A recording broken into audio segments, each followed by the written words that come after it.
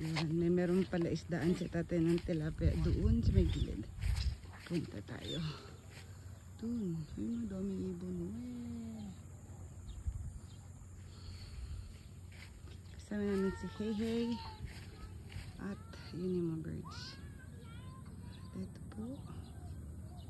Ang ganda ng palayan. Parang ako. Char.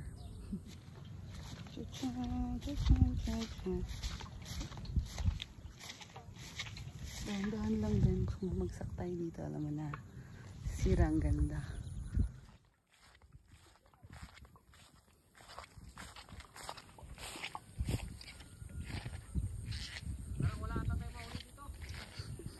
Wala.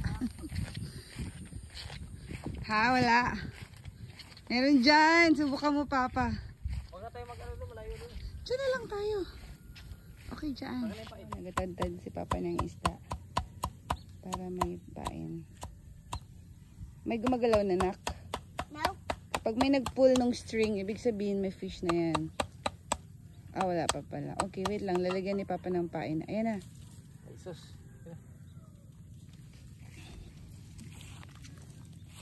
Sabi ko sa'yo, huwag mo munang tanggalin doon. Hindi to katulad doon sa likod na may ano, makaamoy agad. Kasi madaming fish dun eh. Diba? Dito mayroon din yan, nagatago lang. Hanapin natin sila. Sa kanilang pagtatago. Fish, fish, fish, fish, fish, fish. Baba mo yung rod mo, yan. Kaya mo siyang magkain. Nakakamoy pa nila yung isda eh. Maglalapitan niya mamaya. Oh, yan o. Nakakamoy yung isda. Kain niya yung gutom niya yan.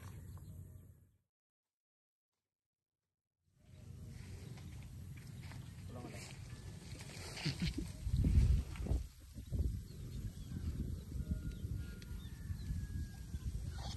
Hi, Papa. Tana.